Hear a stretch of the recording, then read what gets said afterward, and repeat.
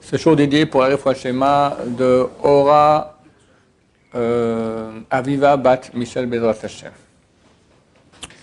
Quand on range les tefilines, après qu'on les a enlevés, on entoure la lanière.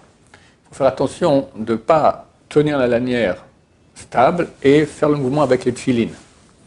Il faut que le tefilin soit stable, il ne bouge pas et tu bouges la lanière autour.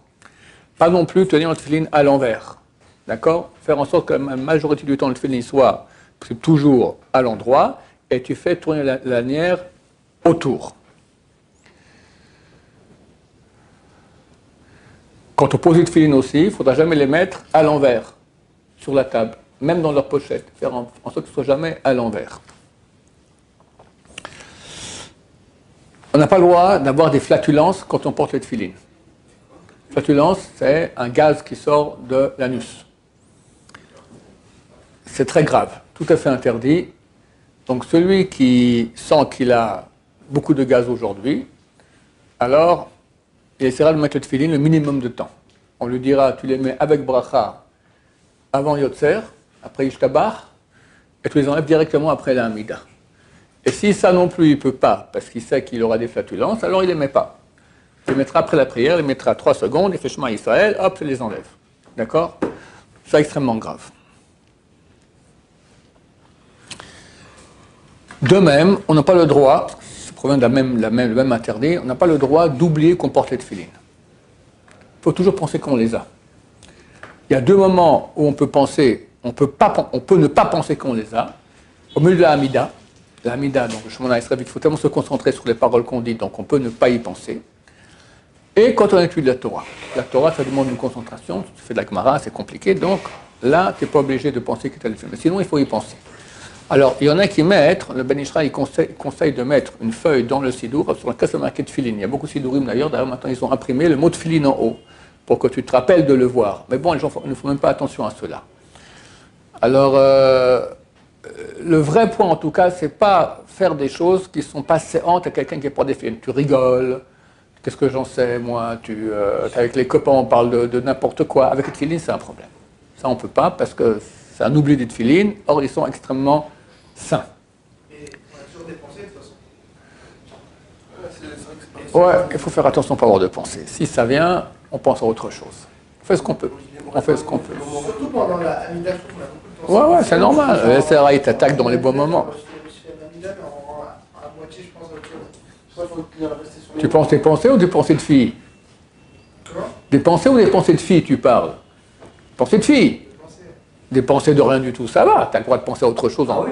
Bah, c'est pas ouf, non? Hein? De penser à ce qu'on va faire après ou... Avec les tefilines? Ouais. Ça va, mais tu... Non. Pendant la Mida, si ça t'arrive, tu t'arrêtes. Tu penses à tout ce que tu as à faire, après tu reprends, d'accord? Pas dire le mot en même temps. Si tu peux faire toute la Mida de A à Z en pensant qu'à ce que tu dis, c'est le mieux. Si tu vois que tu n'arrives pas, alors tu t'arrêtes, tu penses à ce que tu dois faire, après tu reprends, d'accord? On peut faire comme ça. Maintenant, avoir des pensées de filles, ça, de toute façon, il ne faut jamais. Et c'est vrai que les pensées de vie viennent surtout dans le Shema Israël, surtout dans la Mida, surtout quand on porte des tefilines. C'est vrai qu'il faut faire attention, essayer d'éviter le maximum. Celui qui sait qu'il ne pourra pas porter de tefilines sans penser à des filles, alors lui aussi, il portera un moment très court le tefilin parce que c'est grave de penser à des filles quand on porte les tefilin. Oui. C'est vous quand même que le Yetzirah, il y ait autant de permission de nous faire tomber. Ah bah ouais. Il se fait kiffer, Mais mon cher ami, il a tout. mais le Yetzirah, heureusement qu'il a toutes ces forces-là, parce que d'un autre côté, Dieu l'a mis l'un en face de l'autre, de même grandeur. Si le Yetzirah n'avait pas autant de force, tu n'aurais pas autant de force pour avoir la Kedusha. Et là, tu peux monter très haut aussi en Kedusha. Donc c'est normal, ce sont les règles du jeu. Si les tefilines tombent, si elles tombent alors qu'ils sont entourés du petit plastique, la boîte en plastique, ou plus de la pochette, alors on met une pièce en staka, ça suffit. Si elles tombent à nu, les tefilines, d'abord il faut vérifier que le tefilin est resté cachère, parce que des fois, ça tombe sur un angle, tout ça, l'angle il a été aplati, le tefilin n'est plus cachère. Il faut faire attention de ne pas continuer à le mettre, parce que la mitzvah n'est pas faite. D'accord? Bien vérifier qu'il reste carré total. S'il tombe, alors normalement on doit jeûner une journée entière. C'est pour qui c'est difficile, alors il donne de l'argent en tzedaka, pas une pièce, plus une somme plus conséquente, à la place du jeûne. Maintenant, tomber, c'est pas que c'est une ici que c'est tombé par terre, d'accord? Même je tiens ici sur la table, ça tombe de 2 cm. Ça s'appelle aussi tomber. D'accord? Il n'y a pas de distance. Chaque fois que le tefillin, il y a un clou s'est passé, tac, il est tombé, même de peu, ça s'appelle être tombé. Donc faire attention à cela. Voilà, je crois qu'en cela, on finit les lois sur les tefillin.